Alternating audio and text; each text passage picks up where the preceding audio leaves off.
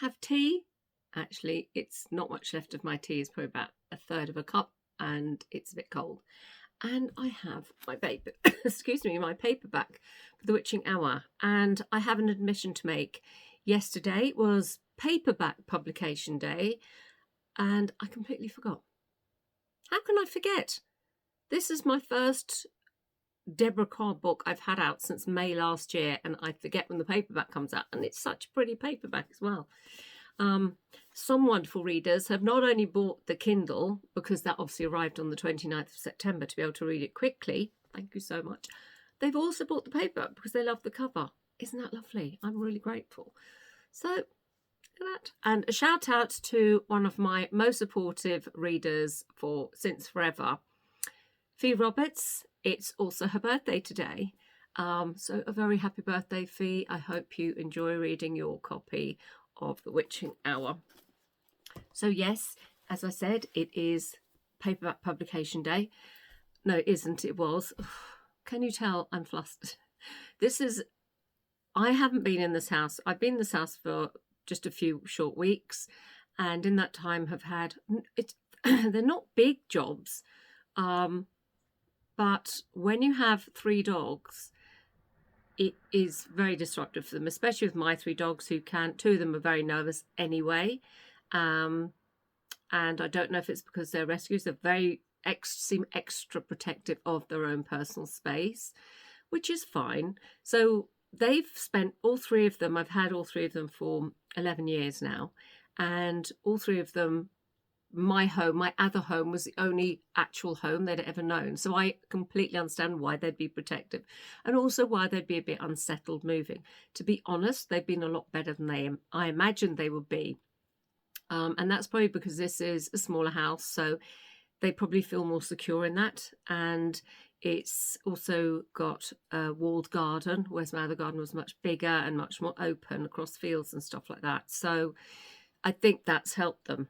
The problem is, in that regard, is that I've had, where was that? Yes, the fence was very rotten and in some places missing. So where it was missing, there were big bushes or things like that. So it was still quite safe for the dogs. I thought, let's rip off the bandage and get the fencing taken down. And there was a very old shed in the garden, which I hope to be able to use, but there's no way. I mean, and anyway, rubroid came off during Storm Amy, so the roof that already had been, I think, replaced probably a couple of times, had it. So there was nothing for it but to take the shed down. That has come down today. And all the fencing is down, and it looks very different. All the old shrubs, the ones that were dead, all the old brambles. It was quite an overgrown garden. So it looks very different now, and the gardeners have done an amazing job. And it does obviously still have the wall, but it's not a massively high wall.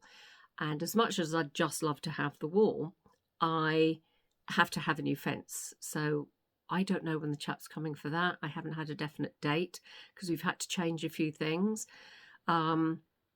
which is a bit of a pain. And yesterday, my sister popped round to see me, and I was chatting with her outside the wall, and Jarvie got out. We saw him on the road. It's like, oh, that's all I need. Thankfully, a car wasn't coming, which is a huge relief. But obviously, I need that fence up fairly quickly. And the gardener was saying, oh, it's such a shame you're putting a wall against it.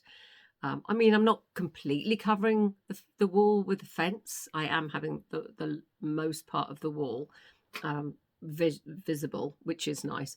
But the fact that my dog got out literally within probably half an hour of the gardeners going, if that, obviously I do need a fence. So it's a little bit of waiting and wondering when the guy's coming and chasing a bit.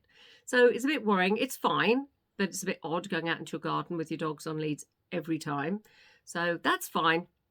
We've also had a plumber here, electrician here. I need a new boiler. Ugh. And that young guy came, who was really nice. But I'm working in the attic, and so every time I have to try and get past this board that I've got at the top of the stairs to keep the dogs up here, and race down several flights of stairs and then race up again. I tell you what, I'm going to be so fit after all this. And it's fine.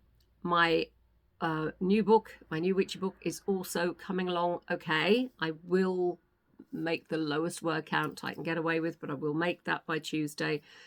But it's long days, and has been for a few weeks now, because of all the interruption of packing and moving and everything.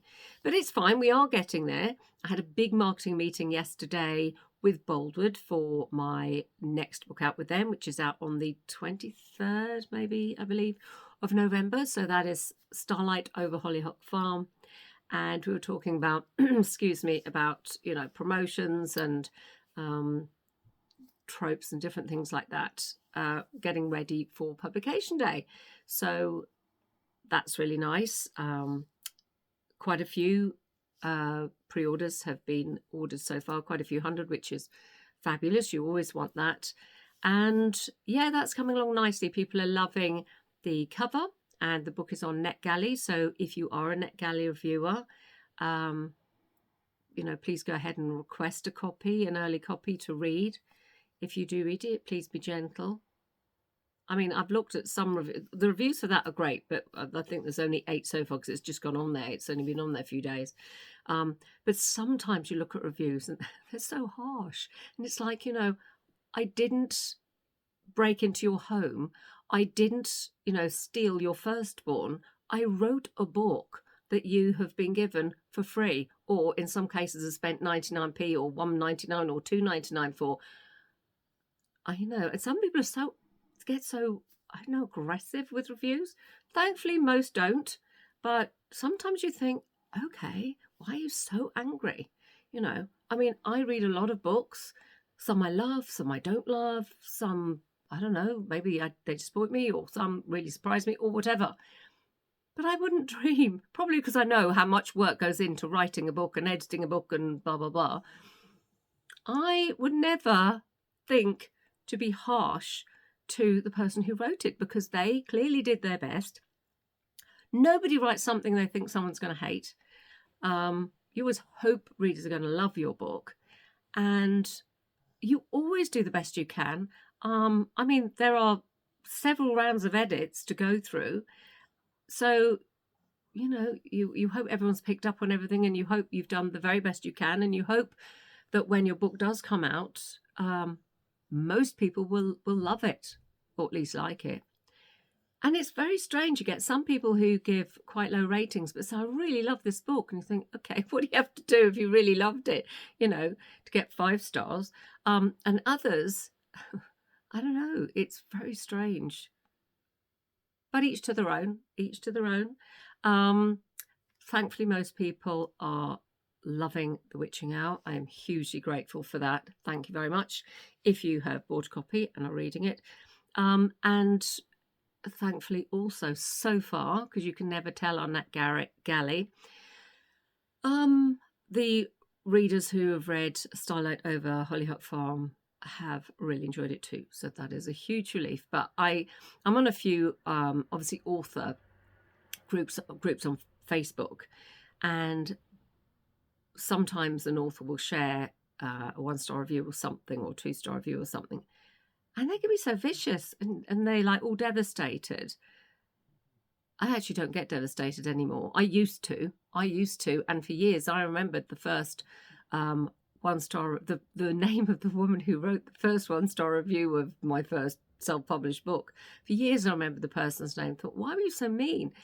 And then I came across other authors and sharing what they do when they get horrible reviews, and I do some of what they do. And basically now, I think now I've got such a thick skin now. It's like, if you don't love it, I'm sad. I wish you had done, but okay. I did do my best. And we can't love everything, but most people are very kind and lovely. Thank you very much if you're one of those lovely, kind people. But yes, I feel very sorry for, especially when you, in the groups, when like a debut author comes out and they've realised their dream by getting a publisher, maybe an agent and a publisher, and their book comes out and it's all so exciting. And then they'll get these reviews, some really cruel reviews, and you feel so sorry for them, and you think, oh, Shane, please don't take it to heart. It's just one person's opinion. It's a shame, but thankfully I don't suffer from that too much anymore.